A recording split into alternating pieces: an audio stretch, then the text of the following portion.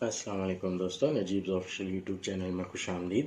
دوستوں، اس ویڈیو میں ہم 10ویں جماعت مہاراشٹر بورڈ کے ریاضی حصہ اول یعنی الجبرا کا چوتھا سبق معاشی منصوبہ بندی کا مطالعہ کر رہے ہیں۔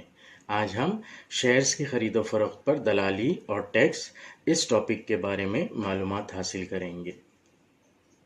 پچھلی ویڈیو میں ہم نے مشقی سیٹ 4.3 سالو کیا تھا۔ اس ویڈیو تک ہم نے شیئرز کے متعلق درشنی قیمت، بازار بھاؤ وغیرہ پر بیس سوالات حل کیے تھے، اور منافع اور واپسی پر ملنے والی رقم کی شرح وغیرہ کیا ہوتی ہے اس بارے میں کویشچن سالو کیے تھے۔ یہ جو ٹاپک ہے شیئرز کی خرید و فروخت پر دلالی اور ٹیکس، یہ مشقی سیٹ 4.4 کا پہلا ٹاپک ہے۔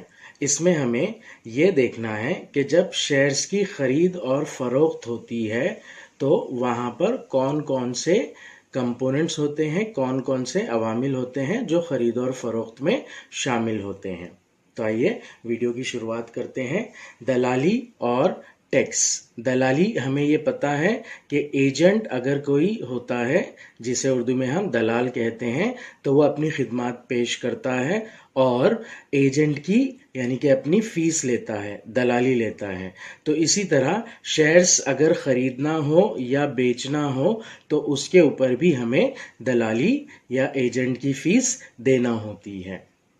جس طرح سے ہم پلاٹ خریدنے جاتے ہیں یا پلاٹ بیچنے جاتے ہیں تو اس وقت ایجنٹ کو ہمیں اس کی فیس دینا ہوتی ہے جو کہ پلاٹ کی ٹوٹل قیمت کا کچھ حصہ ہوتی ہے۔ اسی طرح شیئرز خریدنے کے ٹائم پر بھی ہمیں دلال کو، ایجنٹ کو وہ فیس دینا ہوتی ہے جو شیئر کی کل سرمایہ کاری کا کچھ حصہ ہوتی ہے، کچھ پرسنٹیج ہوتی ہے۔ شیئرز کی خرید و فروخت نجی طور پر نہیں کی جا سکتی، مطلب ایک فرد ڈائریکٹ جا کر شیئر خرید نہیں سکتا ہے۔ شیئر کو بیچنے اور خریدنے کا جو رائٹ ہوتا ہے وہ حکومت ایسے شخص یا ادارے کو دیتی ہے جو آفیشیلی اس سے رجسٹرڈ ہو، شہر کے ڈپارٹمنٹ یعنی سیبی سے رجسٹرڈ ہو۔ تو فردن یا پھر انڈیویجولی نجی طور پر شیئر کی خرید و فروخت نہیں ہوتی ہے۔ شیئر کی خرید و فروخت کرنے کے لیے ایک پرٹیکولر لائسنس لینا پڑتا ہے، سیبی میں رجسٹر کرانا پڑتا ہے۔ ایسے اشخاص یا ایسے ادارے ہی شیئر کی خرید و فروخت کر سکتے ہیں۔ شیئر بازار میں رجسٹر شخص یا اداروں کی معرفت سے ہم شیئرز خریدتے ہیں۔ یہ جو رجسٹر شخص یا ادارے ہوتے ہیں انہیں شیئر دلال کہا جاتا ہے۔ انگلش میں شیئر بروکر کہا جاتا ہے۔ بروکر کا یہ ورڈ ہم نے بہت بار ہماری ڈے ٹو ڈے لائف میں سنا ہے۔ بروکر یعنی کہ شیئر بیچنے والا ایجنٹ، شیئر خریدنے والا ایجنٹ۔ تو اس ایجنٹ کو شیئر بروکر کہتے ہیں، اردو میں شیئر دلال کہتے ہیں۔ دلال معرفت شیئر خریدتے وقت اور فروخت کرتے وقت جس شرح سے رقم دلال لیتا ہے اسے دلالی کہتے ہیں۔ اب یہ جو بروکر ہے شیئر بیچنے کے ٹائم پر یا خریدنے کے ٹائم پر اپنی فیس لے گا کچھ پرسنٹیج کے حساب سے، اس پرسنٹیج کو ہم دلالی کہتے ہیں۔ وہ جو فیس لیتا ہے اسے ہم دلالی کہتے ہیں، انگلش میں اسے بروکریج کہا جاتا ہے۔ مان لیجئے 100 روپے بازار بھاؤ والے شیئر ہے، ایک شیئر فروخت کرنے پر دلالی 10% کی ہے مان لیجئے، تو 10 روپے اس کی فیس ہو جائے گی یعنی کہ بروکریج ہو جائے گا۔ اب یہ جو بروکریج ہوگا وہ خرید کے ٹائم پر بھی ہوتا ہے اور فروخت کے ٹائم پر بھی ہوتا ہے۔ جس پرسنٹیج سے شیئر دلال اپنی دلالی لیتا ہے، اپنی فیس لیتا ہے، اس پرسنٹیج کو دلالی کی شرح کہتے ہیں۔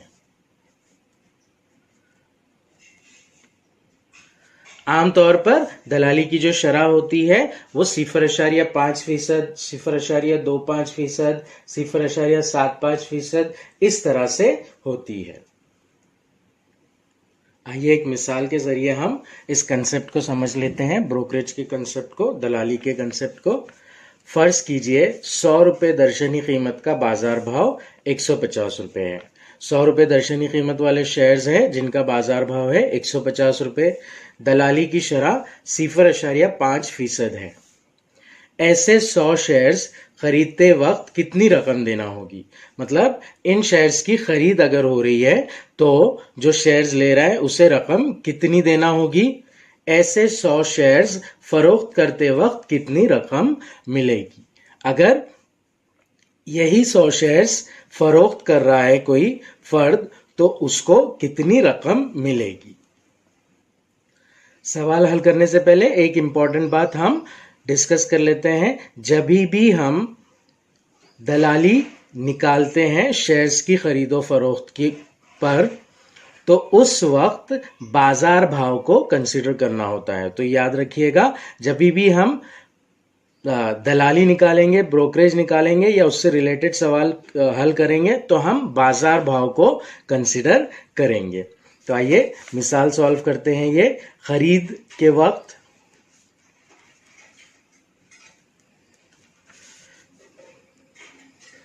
ایک شیئر کے لیے بات کرتے ہیں ہم، ایک شیئر کے لیے جب شیئر کی خرید قیمت نکالنی ہو ہمیں تو ہم شیئر کا بازار بھاؤ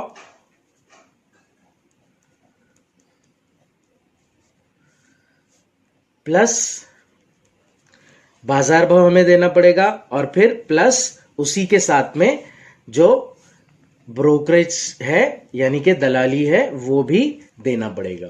تو اس لیے ایک شیئر کی خرید قیمت ہو جائے گی شیئر کا بازار بھاؤ پلس دلالی۔ شیئر کا بازار بھاؤ ہمیں دیا گیا ہے 150 روپے اور دلالی ہے 0.5%۔ اب 0.5% کس کا؟ بازار بھاؤ کا۔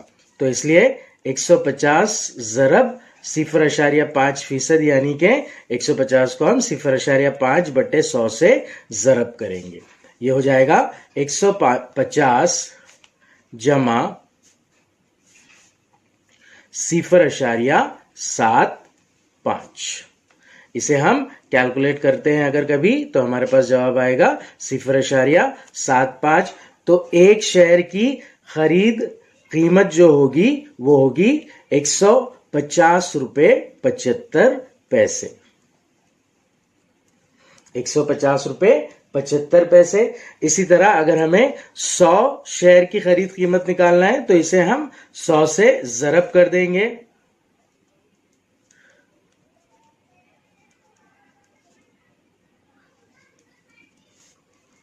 سو سے ضرب کرنے پر یہ ہو جائے گا 15,075 روپیے۔ اگر دلالی نہیں ہوتی تو 150 ضرب 100 شیئرز یعنی کہ 15,000 روپے پے کرنا پڑتے تھے۔ تو خرید کے اوپر جو بھی دلالی ہے وہ شیئر کے بازار بھاؤ میں اور کل سرمایہ کاری میں جمع ہو جاتی ہے، یہ دھیان میں رکھنا ہے۔ اگر میں شیئر خریدنے جا رہا ہوں تو مجھے شیئر کی ایکچوئل ویلیو یعنی کہ اس کا بازار بھاؤ اس میں ایجنٹ کی بروکر کا بروکریج ایڈ کر کے دینا ہوگا۔ تو جو ٹوٹل قیمت ہو جائے گی شیئر کی وہ بازار بھاؤ سے اوپر چلی جائے گی کیونکہ وہاں پر دلالی ایڈ ہوتی ہے۔ تو یہ ذہن میں رکھنا ہے ہمیں کہ جب بھی شیئر کی خرید قیمت نکالیں گے ہم تو شیئر کے بازار بھاؤ میں دلالی ایڈ ہوگی۔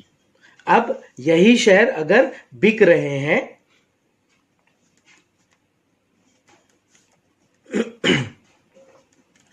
مان لیجئے یہ شیئر میرے پاس ہے اور میں یہ شیئرز بیچنے جا رہا ہوں تو شیئر کی جو فروخت قیمت ہوگی اس میں سے دلالی مائنس ہوگی۔ مطلب ایک شیئر کا بازار بھاؤ 150 روپے ہے تو ایجنٹ مجھے اس کی فیس اس 150 روپے میں سے کاٹ کر دے گا۔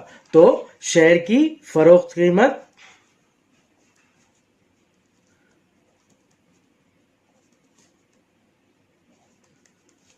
مساوی ہو جائے گا شیئر کا بازار بھاؤ منفی دلال کی دلالی. یہ ہو جائے گا 150 منفی 0.75 جو کہ ہو جائے گا 149 روپے 25 پیسے. یہاں پر ہم ٹوٹل اماؤنٹ میں سے مائنس کریں گے دلالی، وہ والا پورشن، وہ والا حصہ دلال رکھ لے گا ایز اپنی فیس کے طور پر، اور باقی جو بچے گا وہ جو شیئرز بیچ رہا ہے اس کے ہاتھ میں آئیں گے. تو ایک شیئر کے اوپر 149 روپے 25 پیسے ہوگا. تو 100 شیئر کے اوپر جو ہوگا 100 شیئر کی فروخت پر قیمت یہ ہو جائے گا 14,925 روپے.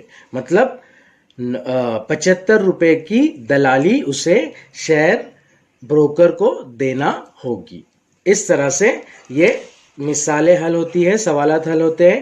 سب سے امپورٹنٹ 3 چیزیں یاد رکھنا ہے ہمیں. جب بھی ہم دلالی کیلکولیٹ کریں گے تو اس وقت شیئر کا بازار بھاؤ اس چیز کو ہمیں کنسیڈر کرنا ہے. جب شیئر کی خرید ہوتی ہے تو شیئر کے بازار بھاؤ میں دلالی ایڈ ہوتی ہے، جمع ہوتی ہے. یہ دوسری بات یاد رکھنا ہے ہمیں. تیسری بات، جب شیئر کی فروخت ہوتی ہے تو شیئر کے بازار بھاؤ میں سے دلالی کو مائنس کیا جاتا ہے، تفریق کیا جاتا ہے. اس طرح کل سرمایہ نکالا جاتا ہے.